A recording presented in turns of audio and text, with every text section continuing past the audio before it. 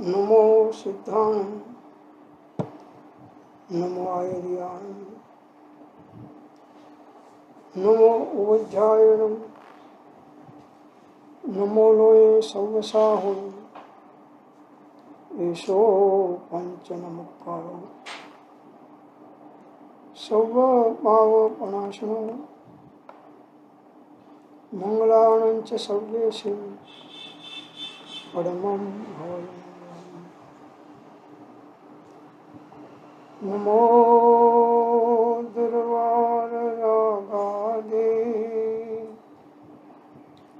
वैरिवारनिवारे अर्हते योगिनाथाय महावीराय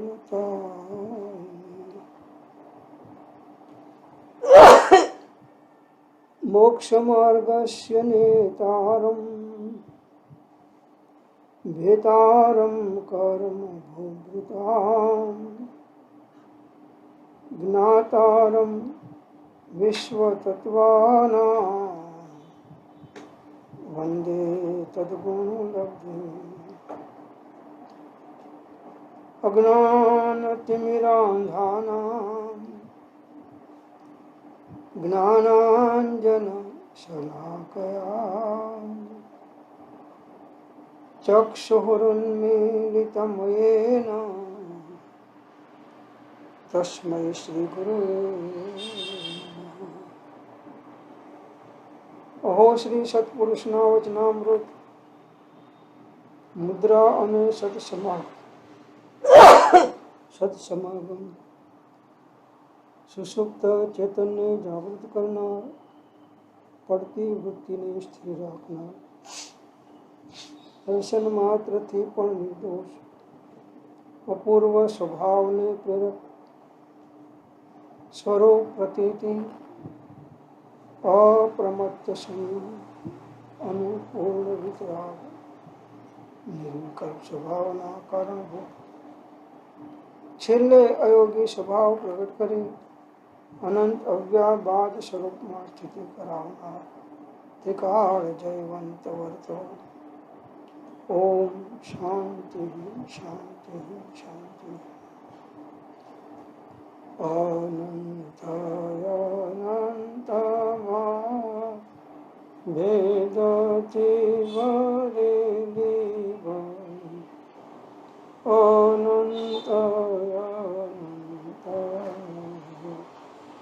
નિક્ષેપે વ્યાખ્યાની છે સકલ જગત હિત કારિણી હરિણી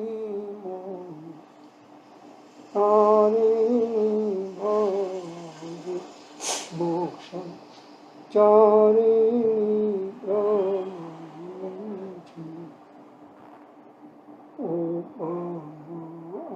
ઉપમાની જેને તમારા ખવી તે આપવાથી જાણતી મપાઈને છે. ચંદ્રબાન ખ્યાલ નથી પામતા જીનેશ્વર જાણી તેને ગુરુ રાજ જાણી તેને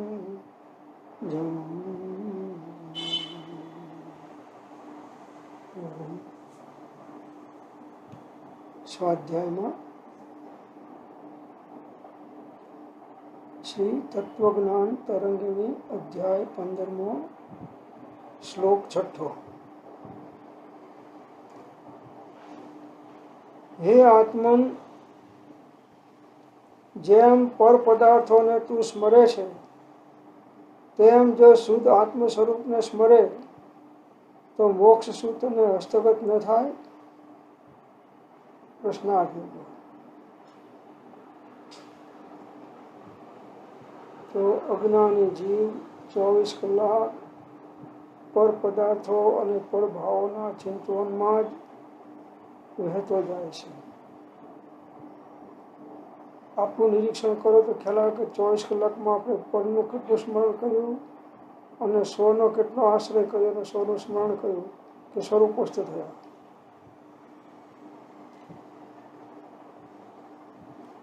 ધર્મના નામે પણ પરમાને પરમા જીવ વયો જાય છે.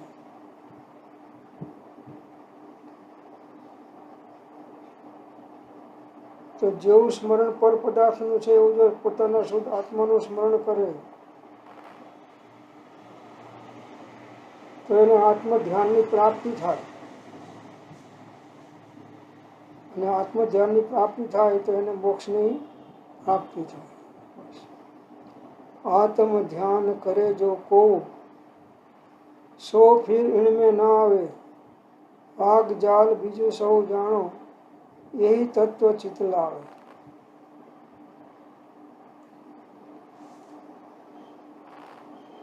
तो जिन समरो जिन चिंतवो जिन ध्यावो मन शुद्ध તે ધ્યાતા ક્ષણ એકમાં લહો પરમ પદ શુદ્ધ. તો વારંવાર જે સ્વરૂપ દ્રષ્ટિવાન જ્ઞાની જીવો છે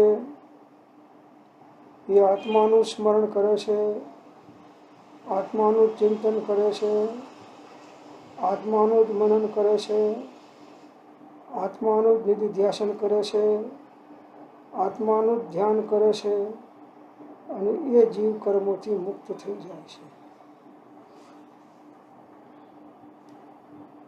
યોગીઓ જંગલમાં જઈ અને એ જ આત્માનું ધ્યાન માટે બધાય પરિચયોનો ત્યાગ કરીને એકાંતની અંદરમાં શુદ્ધોપયોગની વૃદ્ધિ કરે છે. બીજે ક્યાંય ઉપયોગ લગાડો તો સુખ કે શાંતિ નથી, આશરો બંધ જ છે.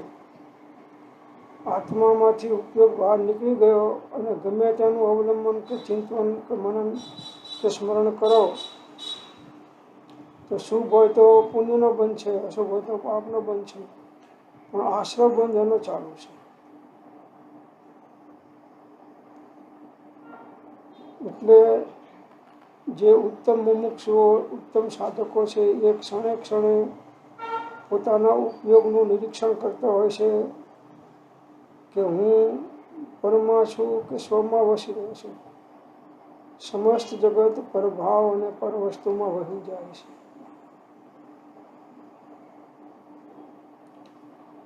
સ્વનું મહાત્મ્ય આવે, સ્વના આશ્રયથી શું શાંતિના કલ્યાણ છે એ દ્રષ્ટિમાં આવે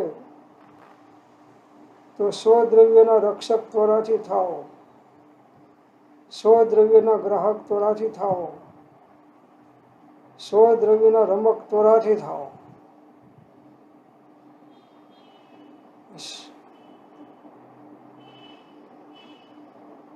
ટૂંકુને ટચ, પરમાંથી ખસ, સ્વમાં વશ, આટલું કરે તો બસ, નહીં તો 84માં ફસ.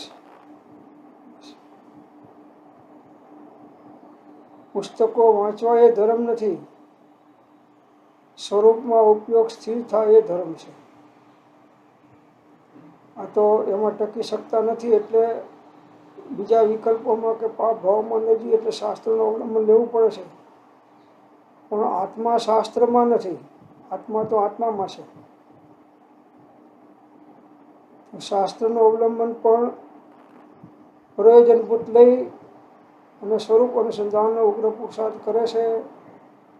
એ જીવ કાર્યની સિદ્ધિ કરી મનુષ્ય બહુ સફળ કરી અને પરંપરાએ મોક્ષને પ્રાપ્ત થાય છે.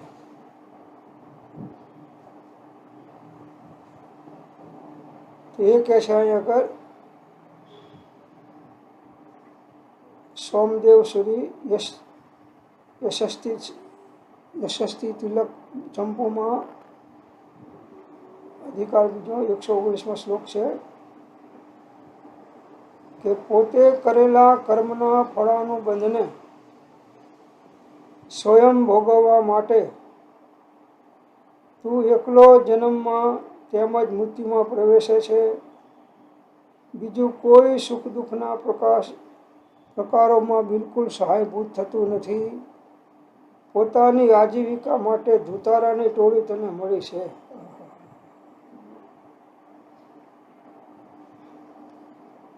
પોતે કરેલા કર્મના ફળના અનુબંધને સ્વયં ભોગવવા માટે તું એકલો જ જન્મમાં અને મૃત્યુમાં પ્રવેશે છે. જે જીવે જેવા કર્મ બાંધ્યા છે એ પ્રમાણે એને સાતા કે અસાતા, લાભ કે લાભ, અનુકૂળતા કે પ્રતિકૂળતા મળ્યા કરે છે.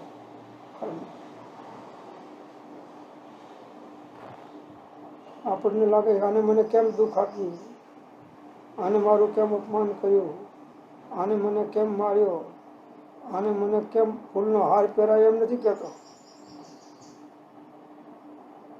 કે જેવું કર્મનો ઉદ્દેશ છે એ પ્રકારે નિમિત્તો રહેવાના. હવે આ તો પૂર્વની ભૂલ છે એટલે વર્તમાનમાં ઉદયમાં આવેલું કર્મ છે એટલે એવા નિમિત્તો રહેવાના. આપણને એમ લાગે કે અત્યારે મેં કશો કે ગુનો કર્યો નથી, દોષ કર્યો નથી, તો મને આવું કેમ થાય છે. તો હવે એવું ના કરવું હોય તો વર્તમાન ભાવને શુદ્ધ રાખ. નિમિત્તાધીન ના થા, કર્માધીન ના થા. પરિણામે બંધ છે અને પરિણામે મોક્ષ છે. તો જે કંઈ કર્મ બાંધ્યા છે એના અનુસાર તું એકલો જ 84 લાખ યોનિમાં જે યોનિમાં જન્મવાનું ત્યાં જન્મે છે અને જન્મ્યા પછી મૃત્યુની અંદરમાં પ્રવેશ કરે છે. અનાદિકાળથી આ જન્મ મરણનું ચક્કર ચાલ્યા કરે છે. ઘણો ધર્મ કર્યો, ઘણો ત્યાગ કર્યો, ઘણો તપ કર્યું, ઘણું ધ્યાન કર્યું, ઘણી સાધનાઓ કરી, તો પણ જીવ આ ચક્કરમાંથી છૂટ્યો નહીં. કેમ કે જે સ્વરૂપોનું સંધાન કરવું જોઈએ ના કર્યું. ધર્મના નામે બાહ્ય ધર્મમાં, વ્યવહાર ધર્મમાં, લૌકિક ધર્મમાં, અજ્ઞાનમય ધર્મમાં વર્ત્યો તો અજ્ઞાનનું ફળ અજ્ઞાન પ્રમાણે આવવાનું.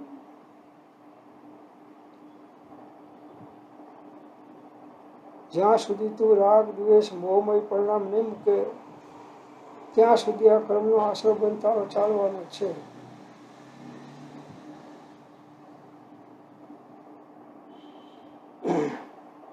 જન્મ, જરા અને મૃત્યુ એ મુખ્ય દુઃખના હેતુ.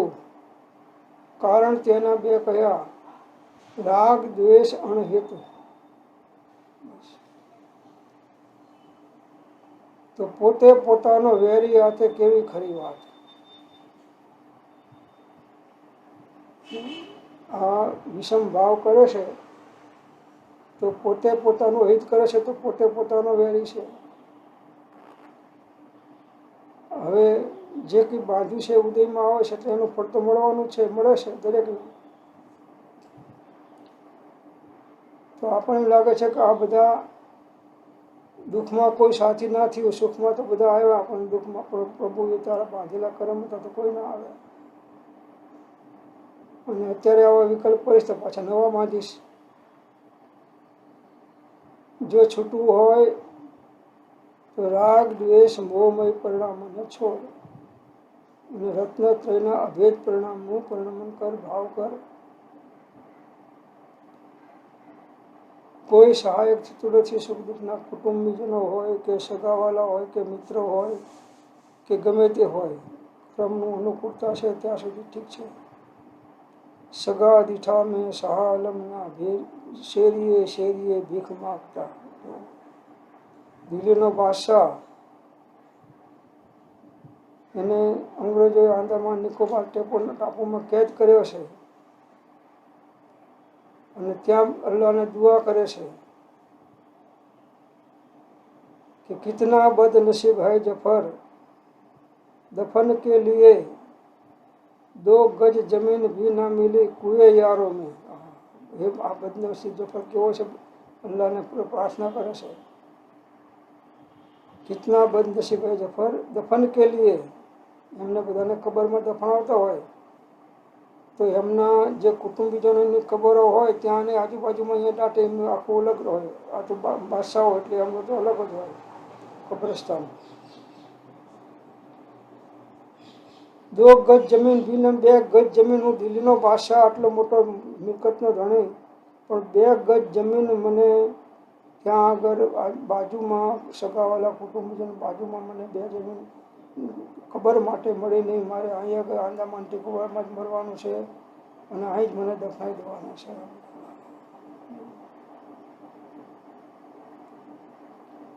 એટલે ક્યારેય ગમે તેવા કર્મના ઉદયમાં હરકશોક કરવો નહીં, ક્ષમતા ભાવે એને ભોગવતા શીખવાનું. બાંધ્યા વગર ઉદયમાં આવતા નથી અને ઉદયમાં આવે એટલે ફળ મળ્યા વગર રહેતું નથી. તો જે વખતે જે ઉદયમાં આવે એની અંદરમાં કેમ શાંતિ રાખવી, કેમ ક્ષમતા રાખવી અને કેમ નવા કર્મ ના બંધાય એની જાગૃતિ રાખવી, બસ આ જ સ્વાધ્યાય સત્સંગનું ફળ છે.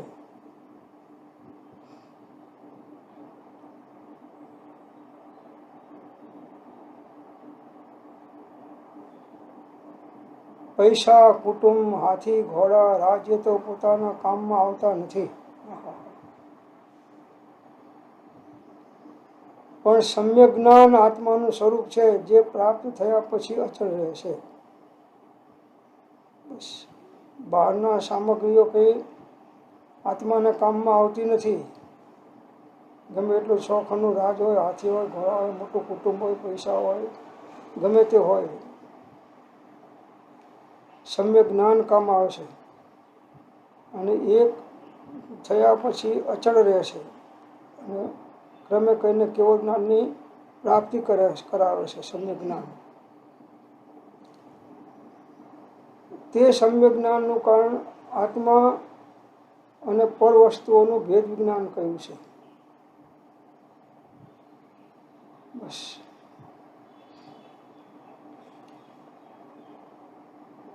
આત્મા અને પર વસ્તુઓનું ભેદ વિજ્ઞાન.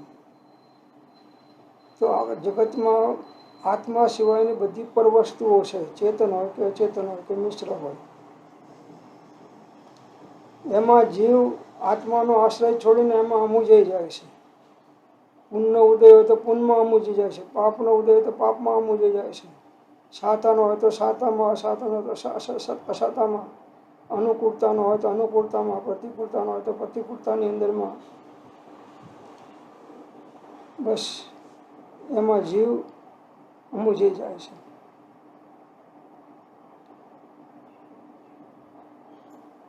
તો આત્માનું સ્વરૂપ છે સમ્યક જ્ઞાન, એ પ્રાપ્ત થયા પછી અચળ રહેશે. એકવાર સમ્યક જ્ઞાન કહે છે, સમ્યક દર્શન કહે છે, મને લેતા પહેલાં તો વિચાર કરજે, મને લીધા પછી તારે મોક્ષે નહીં જવું હોય તો પણ મારે તને મોક્ષે પહોંચાડવો પડશે, એવી મારી અચળ પ્રતિજ્ઞા છે. અને તે આ સમ્યક જ્ઞાનનું કારણ, આત્મજ્ઞાનનું કારણ આત્મા અને પર વસ્તુઓનું ભેદ વિજ્ઞાન કહ્યું છે. સ્વ અને પર એ બેને જુદા પાડી અને પરમાંથી ઉપયોગ હટાવી અને સ્વમાં ઉપયોગ સ્થિર કરવો એ ભેદ વિજ્ઞાનની સિદ્ધિ છે. ભેદમાંથી અભેદ દ્રષ્ટિ થાય એ ભેદ વિજ્ઞાનની સિદ્ધિ છે. તેથી કહે છે, હે ભવ્યો, કરોડો ઉપાય કરીને તે પણ ભેદ વિજ્ઞાનને હૃદયમાં ધારણ કરો. કરોડો ઉપાય કરો, મરી જવું તો મરી જાઓ, એક ભાવ, અનંત ભાવ અજ્ઞાનમાં મરણ કર્યા છે, પણ જો ભેદ જ્ઞાન થતું હોય તો એક ભાવ આ દેહ છોડવો પડે તો છોડીને પણ કામ કરી લો તો અનંતકાળના અસમાધિ મરણ ટળી જશે.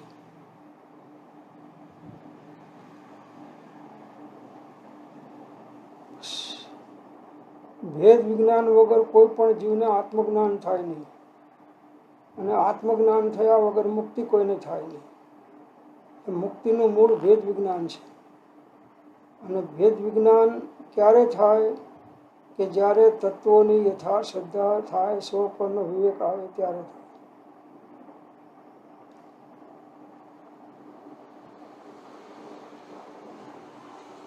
પદ્મનંદીમાં એકત્વ સપ્તતિ અધિકારમાં મૂક્યું છે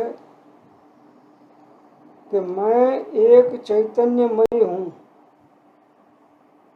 और कुछ अन्य रूप कभी नहीं होता हूँ. मेरा किसी भी पदार्थ से कोई संबंध नहीं है. यह मेरा पक्ष परम मजबूत है, ऐसा ही है. પદ્મનંદી પંચવિંશતિમાં એકત્વ સપ્તતિ અધિકારમાં મૂક્યું છે કે હું એક ચૈતન્યમય ચૈતન્ય સ્વરૂપી આત્મા છું, માત્ર આત્મા. ત્રિકાર એક સ્વરૂપે રહેવાવાળો છે. નિગોદમાં જવું તો પણ હું ચૈતન્ય સ્વરૂપી છું. 84 લાખ યોનિમાં ગમે ત્યાં જવું તો પણ હું ચૈતન્ય સ્વરૂપી છું. અને સિદ્ધલોકમાં જવું તો પણ હું એનું એ જ ચૈતન્ય સ્વરૂપ છું. ફોગટ ફંદ સંસારનો સ્વાર્થનો છે સ્નેહ, અંતે કોઈ કોઈનું નહીં, પણ તું તો તે નાતે. અનાદિકાળથી આત્મા તો એનો એ જ છે. અનંતકાળ પહેલાં જે હતો એ જ વર્તમાન કાળમાં છે. અને ભવિષ્યકાળમાં કર્મ ભોગવીને સિદ્ધલોકમાં જશે તો પણ એ આત્મા તો એનો એ જ છે. બસ આવો હું ચૈતન્ય સ્વરૂપી આત્મા છું और कुछ अन्य रूपी कभी नहीं होता हूँ. જે સ્વરૂપ છે એ અન્ય રૂપે ક્યારેય થાય નહીં, અને અન્ય વસ્તુ છે એ સ્વરૂપની ક્યારેય થાય નહીં. હું પર તણો નહીં, પર ન મારા, જ્ઞાન કેવળ એક હું.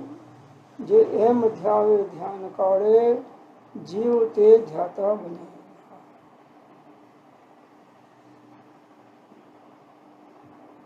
તો હું નિગોદમાં જઈશ તો ચૈતન્ય સ્વરૂપી જ રહેવાનો છું.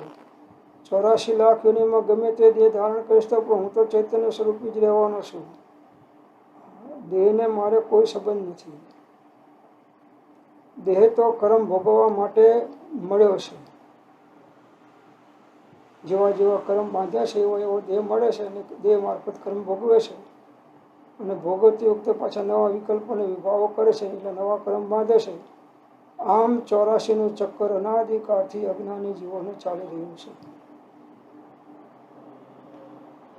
એટલે મોક્ષ માર્ગમાં પ્રવૃત્તિ બેની છે, એક જ્ઞાની પુરુષની અને એક જ્ઞાની પુરુષના સાચા આશ્રયવાની. તો હું એક ચૈતન્ય સ્વરૂપી આત્મા છું અને હું ક્યારેય અન્ય રૂપે થતો નથી, થઈ શકતો નથી. मेरा किसी भी पदार्थ से कोई संबंध नहीं है. કેટલો ઊંચો વૈરાગ્ય છે. મારો કોઈ પણ પદાર્થની જગતના 14 લોકના ચેતન અચેતન પદાર્થ હોય કે મિશ્ર પદાર્થ હોય, એ કોઈ પદાર્થ સાથે કોઈ સંબંધ નથી. કોઈની સાથે કંઈ લાગતું ઓળખતું કે લેવા દેવા નથી. સર્વના અસ્તિત્વ અલગ અલગ છે. સર્વના ભાવ અલગ અલગ છે. સર્વના કર્મના ઉદય અલગ અલગ છે. સર્વના ફળ ભોગવવાના કાર્યો બધાના અલગ અલગ છે. ભલે નિગોદની અંદરમાં એક 100ની અણી ઉપર એટલે અનંત જીવો હોય તો પણ દરેકના કર્મ અલગ, દરેકના ફળ અલગ, દરેકનું વેદન અલગ. ઘણા જીવો અનાદિકાળથી એવા બતાવ્યા છે જ્ઞાનીઓએ કે અનંત કાળથી નિગોદમાંથી હજુ નીકળ્યા નથી. કેવા દુઃખ છે, કેવી એની ભવિતવ્યતા. નિગોદમાંથી નીકળ્યા નથી હજી, અને કહે છે કે હજી અનંતકાળ જશે તો નહીં નીકળે. આ નિગોદ ક્યારે ખાલી થવાની નથી એમ કહે છે. તો આપણું કેટલું પુણ્ય કે નિગોદમાંથી નીકળી ફરતા ફરતા પંચેન્દ્રિય સંઘની મનુષ્ય ભાવમાં આવ્યા. જૈન ધર્મ, વિતરાગ ધર્મ આપણને મળ્યો, સાચું તત્વ મળ્યું, શરીર સારું મળ્યું, બધી અનુકૂળતાઓ મળી. છતાંય બહારના નિમિત્તોની અંદરમાં એવા ફસાઈ જઈએ છીએ કે આત્માનું હિત ચૂકી જઈએ છીએ. બસ એ જ આપણી નબળે કે અજ્ઞાન છે. लाख बात की बात यही निश्चय और उल्लाओ, तोड़ी सकल जगदंड फंद निज आत्म ध्याओ. बस કરોડો કામને મૂકીને પણ આત્માનું ધ્યાન કરી લો, આત્માની સાધના કરી લો, આત્માનો સાક્ષાત્કાર કરી લો. આ પરિભ્રમણમાંથી છૂટવું હોય તો, આ દુઃખોમાંથી છૂટવું હોય તો બીજો કોઈ ઉપાય નથી. કોઈ ભગવાન એવો નથી કે તમને દુઃખમાંથી છોડાવી દે. તમારે જ પુરુષાર્થ કરીને તમારે દુઃખથી છૂટવાનું છે. અને પુરુષાર્થ એટલો જ કે રાગ દ્વેષ મોહમય પરિણામોને ઉત્પન્ન થવા ના દેવા અને રત્નત્રયના અભેદ પરિણામ પ્રગટ થાય એવી અંતર્મુક્તાની સાધના કરવી. ઉપજે મોહ વિકલ્પથી સમસ્ત આ સંસાર, અંતર્મુખ અવલોકતા વિલય થતા નહીં વા.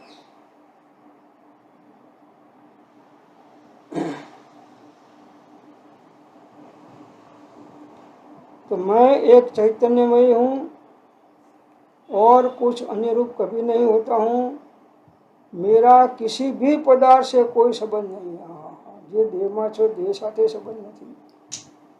જે આત્મા સાથે કર્મ ચોટેલા છે એની સાથે તારે કંઈ સંબંધ નથી. અને કર્મના ઉદયથી થતા વિભાવો તારા આત્માના પ્રદેશમાં જ થાય છે, અવસ્થામાં જ થાય છે, એની સાથે તારે કોઈ સંબંધ નથી. આવો તું સર્વથી સર્વ પ્રકારે ભિન્ન અસંગ ત્રિકાળ એકાકી આત્મા છું. હું આવો આત્મા છું. આ પ્રકારનું જો એને સ્મરણ ચિંતન છે તો ગમે તેવા નિમિત્તો હોય, ઉદય હોય તો પણ એની અંતરંગ શાંતિનો ભંગ થાય નહીં. ગમે તેવા ઉદય હોય, નિમિત્તો હોય, એ આત્માને કોઈ નુકસાન પહોંચાડી શકતા નથી, આત્માના પ્રદેશને સ્પર્શ કરી શકતા નથી. કોઈ પર દ્રવ્ય આત્માને વિભાવ રૂપે કે સ્વભાવ રૂપે પરિણમાવી શકતું નથી. જીવ પોતે પરનો આશ્રય કરે તો વિભાવ રૂપે પરિણમે છે અને સ્વનો આશ્રય કરે તો સ્વભાવ રૂપે પરિણમે છે. પણ કોઈ બીજું દ્રવ્ય બીજા દ્રવ્યને પરિણમન કરાવી શકતું નથી, પરિણમન કરી શકતું નથી. આ સિદ્ધાંત છે. સિદ્ધાંતને સમજી અને આત્માનું રક્ષણ કરો. જે અજ્ઞાનથી આત્માનું ભક્ષણ થઈ રહ્યું છે એનું જ્ઞાનથી આત્માનું રક્ષણ કરો. કોઈએ તમારું કંઈ બગાડ્યું નથી. તમારા ઉદય પ્રમાણે નિમિત્ત થાય છે અને એમાં તમે ભાવ બગાડો છો એટલે નવા કર્મ બંધાય છે. એટલે આ રેટ અનાધિકાળથી 84 લાખ યોનિના પરિભ્રમણમાં ચાલ્યા કરે છે.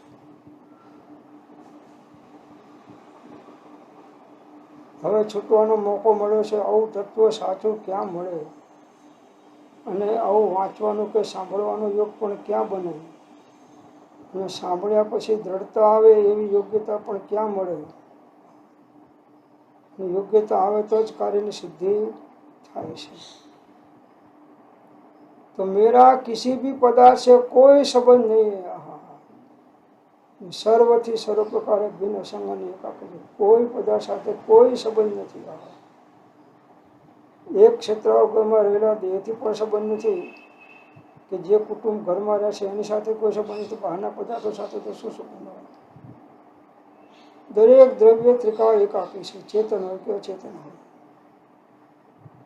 ધર્માસ્તિકાય પણ એકાકી છે, ધર્માસ્તિકાય પણ એકાકી છે, આકાશ પણ એકાકી છે, કાલાણુ પણ એક એક અણુ અણુ કરીને જુદા એકાકી છે અને અનંત આત્માઓ છે બધા પણ એ પણ એકાકી છે. આવું અકિંચન ભાવના, એકત્વની ભાવના વારંવાર ભાવવાથી ઉપયોગની ખુદાખુદ બંધ થઈ જાય છે. અજ્ઞાનતાના કારણે ખુદાખુદ હતી, એ જ્ઞાન થયું, સાચી સમજણ થઈ, સાચી શ્રદ્ધા થઈ, સાચી દ્રષ્ટિ થઈ અને સાચો પુરુષાર્થ થયો તો હવે ઉછળકૂદ બંધ થઈ જાય છે. પછી જેનું જે થવાનું થાવ એની ઉદય પ્રમાણે થવાનું છે. એમાં હું કોઈમાં ફેરફાર કરી શકવાનો નથી અને કોઈ મારામાં પણ ફેરફાર કરી શકવાનો નથી. માટે બીજાના પાછળ વિકલ્પ કરી અને મારી સ્વરૂપની સ્થિરતાને હું બાધા ના પહોંચાડું.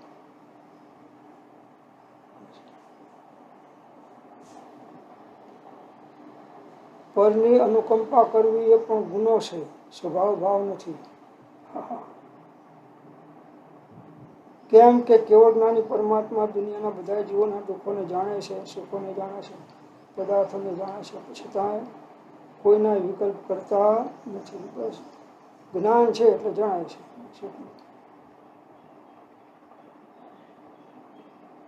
અનુકંપા એ આત્માનો સ્વભાવ નથી.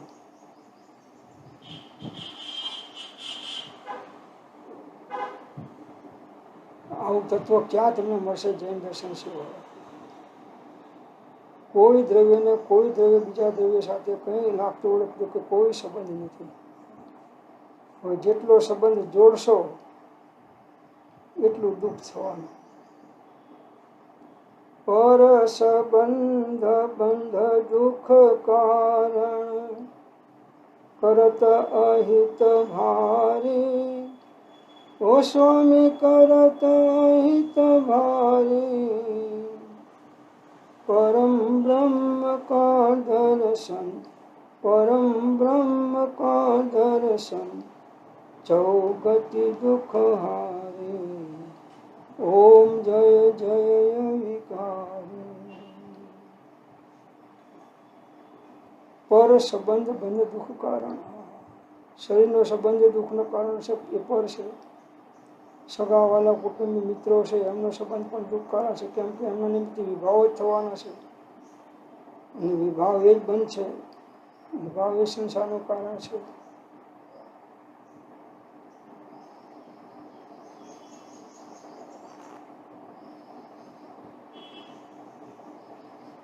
સ્વાધ્યાય કરવો એ પણ સ્વભાવ નથી. સ્વનું અધ્યયન કરવું એ સ્વભાવ છે.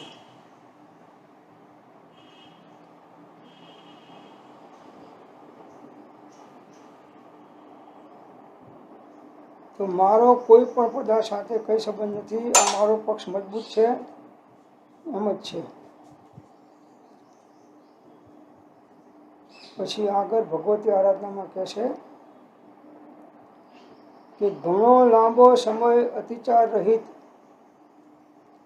જ્ઞાન દર્શન ચારિત્ર વિશે પ્રવૃત્તિ કરીને પણ કોઈ પુરુષ મરણ સમયે 4 આરાધનાનો વિનાશ કરીને અનંત સંસારી થતા ભગવાને જોયેલા છે.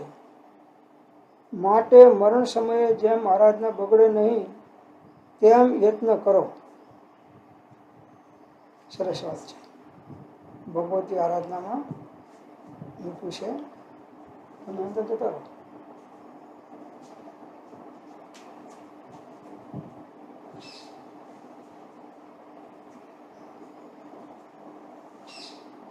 તો ઘણો લાંબો સમય અતિચાર રહિત જ્ઞાન દર્શન ચારિત્ર વિશે પ્રવૃત્તિ કરીને પણ લાંબા સમય સુધી કોઈ પણ દોષ ના લાગે એવી રીતે રત્નત્રયની આરાધના કરી. લાંબા સમય સુધી રત્નત્રયની આરાધના કરી, સમ્યક દર્શન પ્રગટ કર્યું, સમ્યક જ્ઞાન પ્રગટ કર્યું, સમ્યક ચારિત્ર પ્રગટ કર્યું, કરીને પણ કોઈ પુરુષ મરણ સમયે 4 આરાધનાનો વિનાશ કરીને અન્ય સંસાર થતા ભગવાને જોયેલા છે.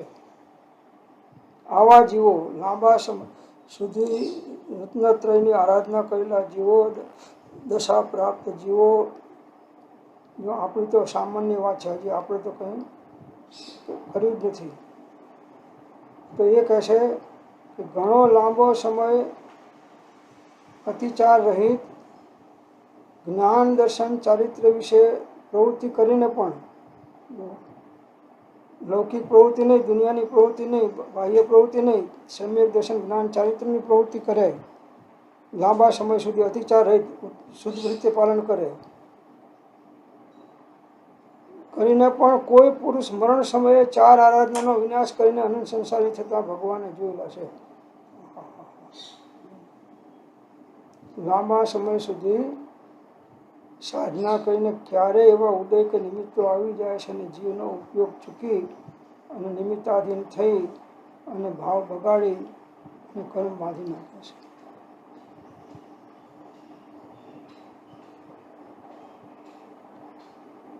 લાંબા સમય સુધી સમ્યક દર્શન જ્ઞાન ચાલિત આરાધના કરી હોય,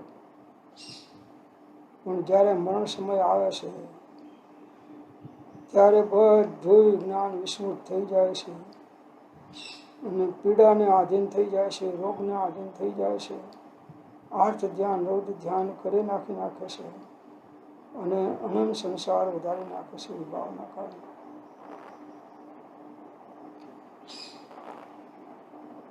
એટલે છેક છેલ્લી ઘડી સુધી જાગૃતિ રાખવાની છે.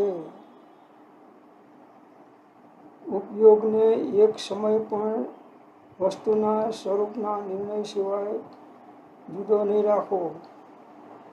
કંઈક ને કંઈક સત સાધનમાં ઉપયોગ લગાડેલો રાખવો.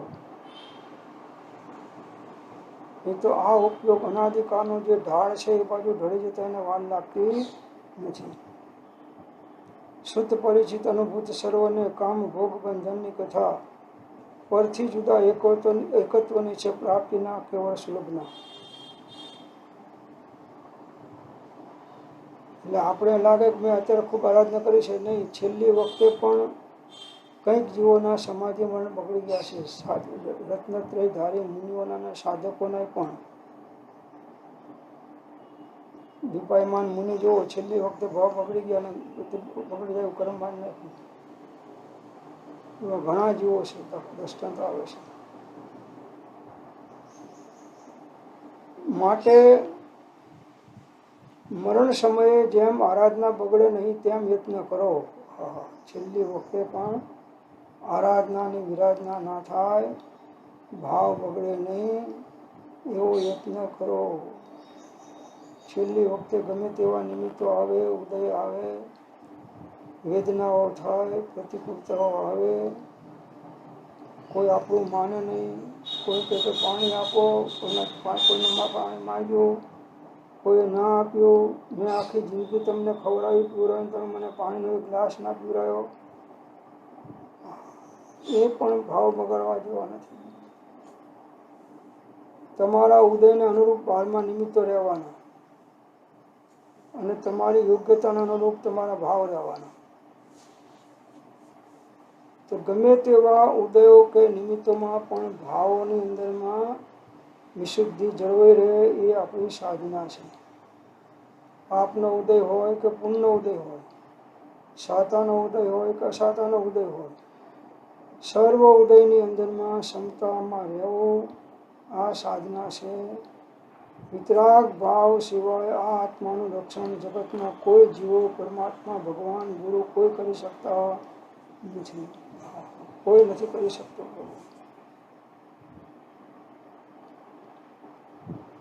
એટલે અત્યારથી પ્રેક્ટિસ, જેમ ક્રિકેટવાળા મેચ થવાનો હોય તો નેટ પ્રેક્ટિસ કેટલાય દિવસોથી કરતા હોય છે, અને છતાંય જ્યારે મેચ હોય છે ત્યારે પેલી પ્રેક્ટિસ કામ નથી આવતી ને ઘણી વખત આઉટ થઈ જાય છે. 3 દાંડીઓ સમ્યક દર્શન જ્ઞાન ચાલે તો ઉડી જાય છે. खूब जागृति, जो जागत है सो पावत है, और जो सोवत है सो खोवत है, खोवत है सो रोवत है, और रोवत है सो धोवत है.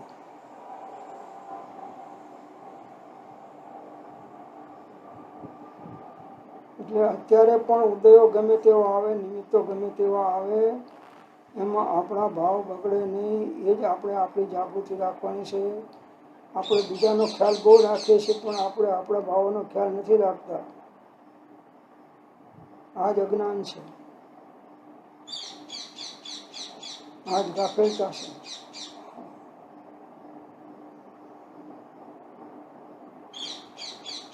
બીજાના દોષે આપણને બંધન નથી થતું, આપણા દોષે આપણને બંધન થાય છે. તો આપણે દોષ સહિત વર્તીએ છીએ કે નિર્દોષ રીતે વર્તીએ છીએ એનું નિરીક્ષણ કરો. એમાંય અશુભથી બચવા શુભમાં આવો અને અશુભ શુભથી બચવા માટે શુદ્ધોપયોગમાં આવો તો રક્ષણ થશે. બાકી સાક્ષાત સમોસણમાં બેઠા હોય તો ભગવાને આપણું રક્ષણ કરી શકે નહીં. ક્યાંય આપણે જો દુનિયાના લૌકિક ભાવો કરીએ તો ત્યાં પણ આપણને બંધ પડીને સામે ભગવાન બેઠા છે તો એ સાક્ષાત પોતાના પરિણામ અનુસાર બનશે. સમયે સમયે જીવ પરિણામ કરી રહ્યો છે. અજ્ઞાનીના પરિણામ અજ્ઞાનમય હોય છે, જ્ઞાનીના પરિણામ જ્ઞાનમય હોય છે.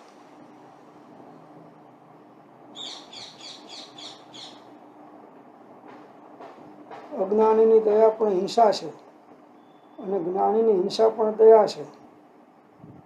આ તો તત્વની દ્રષ્ટિ છે.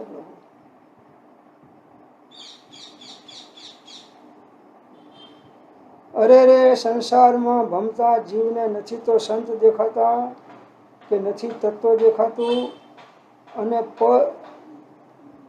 પરની રક્ષાનો ભાર ખભે લઈને ફરે છે. ઇન્દ્રિયો અને મનરૂપી ફોજને સાથે લઈને પરની રિક્ષા માટે ભમ્યા કરે છે. આ ઉર્દુમાં મૂક્યું છે કે અરે રે આ સંસારમાં ભમતા અનાદિકાળથી સંસારમાં ભટકી રહ્યો છે. અનંત કાળથી આથડ્યો વિના ભાન ભગવાન, સેવ્યા નહીં ગુરુ સંતને, મૂક્યું નહીં અભિમાન.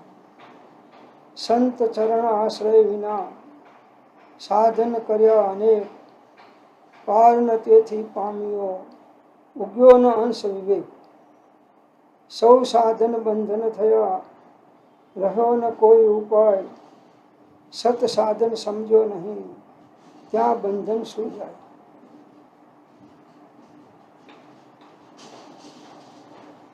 તો આચાર્ય ભગવાન કરુણા કેશ કરીને કહે છે, અરે રે આ સંસારમાં ભમતા અનાદિકાળથી ભમી રહ્યો છે ભમતા જીવને નથી તો સંત દેખાતા. સંત ચરણ આશ્રય વિના સાધન કર્યા અને પાર નથી પામ્યો ઉગ્યો ન. કોઈ સંત દેખાતો નથી. બસ અજ્ઞાનીનો આશ્રય જ ગમે છે.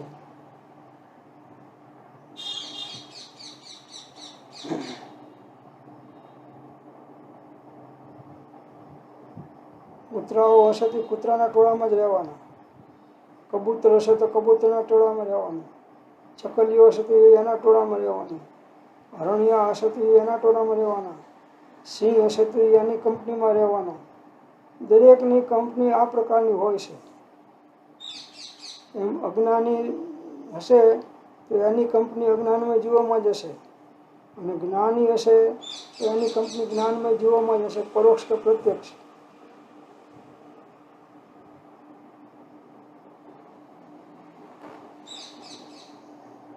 અરે રે સંસારમાં ભમતા જીવને નથી તો સંત દેખાતા.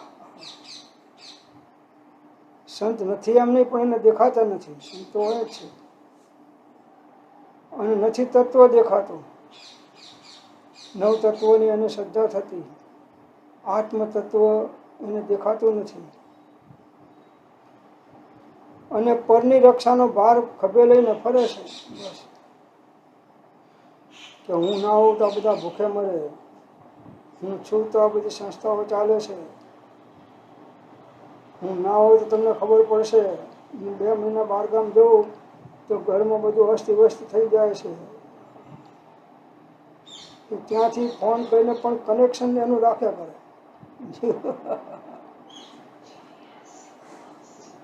અરે જે બનનાર છે તે ફરનાર નથી, અને ફરનાર છે તે બનનાર નથી.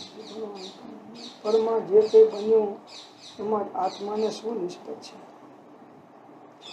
એનો ખેદે ના થવો જોઈએ, આશ્ચર્ય પણ ના થવું જોઈએ, વિકલ્પ પણ ના થવું જોઈએ. થયું પરનું છે. પરનું કોઈ સુધારી શકે નહીં, બગાડી શકે નહીં. પરની યોગ્યતા અનુસાર પરનું પરિણમન થાય.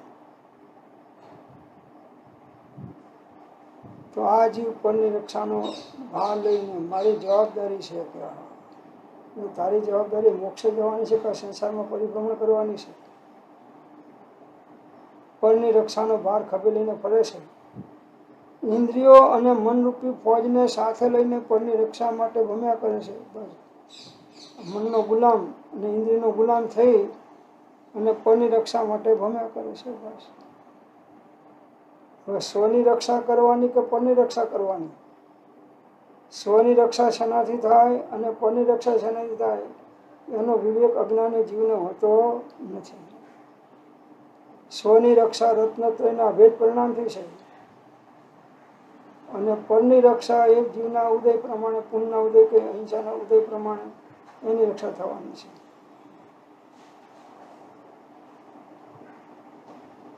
તો જ્યાં સુધી તત્વદ્રષ્ટિ આવતી નથી ત્યાં સુધી જીવની અંદરની આકુરતા મળતી નથી અને અનાકુરતા આવતી નથી. તો તત્વદ્રષ્ટિપૂર્વક જીવન જીવવું એ જ જ્ઞાનીઓનો બોધ છે. આત્મ અવિષમ ભાવ વગર અમને પણ અબંધપણા માટે કોઈ અધિકાર નથી. મૌનપણું એ ભજવા યોગ્ય માર્ગ છે. એમ કરીને અવિષમ ભાવને પોષણ આપનારા સાધકો વિરલા હોય છે. વિષમ ભાવના આધીન થઈને વર્તનારા સાધકો ઘણા હોય છે. તો જેને તત્વનું આ પ્રમાણે પરિણમન થયું, બસ એ સ્વદ્રવ્યના રક્ષક ત્વરાથી થાવો, સ્વદ્રવ્યના ગ્રાહક ત્વરાથી થાવો, સ્વદ્રવ્યના રમક ત્વરાથી થાવો, તો સ્વદ્રવ્યની રક્ષા થશે. ओम शांति शांति शांति। जिन वाणी के ज्ञान से सूझे लोकालो, सो वाणी मस्तक नमो सदा देत हूँ दो। नव नमस्कार महामंत्र।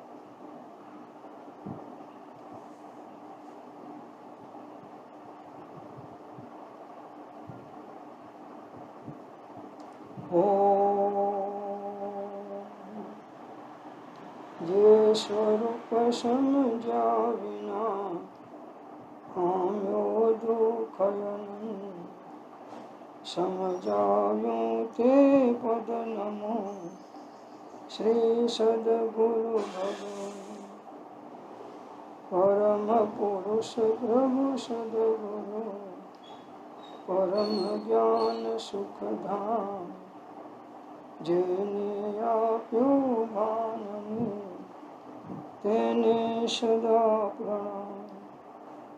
દેહ છતાં જેની દશા વર્તે દેહાતી, તે જ્ઞાનીના ચરણમાં ઓ વંદન યગન. હે પરમ કૃપાળુ દેવ, જન્મ જરા મરણાદિ સર્વ દુઃખોનો અત્યંત ક્ષય કરનારો એવો વિતરાગ પુરુષનો મૂળ માર્ગ આપ શ્રીમદ અનંત કૃપા કરી મને આપ્યો. તે અનંત ઉપકારનો પ્રત્યુપકાર વાળવા અમો સર્વતા અસમર્થ છીએ. વળી આપ શ્રીમદ કાંઈ પણ લેવાનો સર્વથા નિષ્ફળ છે. જેથી અમો મનોવચન કાયની એકાગ્રતાથી આપના ચરણોમાં નમસ્કાર કરીએ છીએ. આપની પરમ ભક્તિ અને વિતરાગ પુરુષના મૂળધર્મની ઉપાસના અમારા હૃદયને વિશે ભાવ પર્યંત અખંડપણે જાગૃત રહો, એટલું જ અમે માગીએ છીએ. તે સફળ થાઓ, સફળ થાઓ, સફળ થાઓ. ઓમ શાંતિ શાંતિ શાંતિ. મહાવીર સ્વામી ભગવાન કી જય. 2400 તીર્થંકર ભગવાન કી જય. अनंत आनंद परमेष्टि भगवान की जय। पंच परमेष्टि भगवान की जय। सद्गुरु देव की जय। परम कृपाळु देव की जय। सब संतन की जय। जिनवाणी मात की जय। आज के आनंद की जय। जय जय।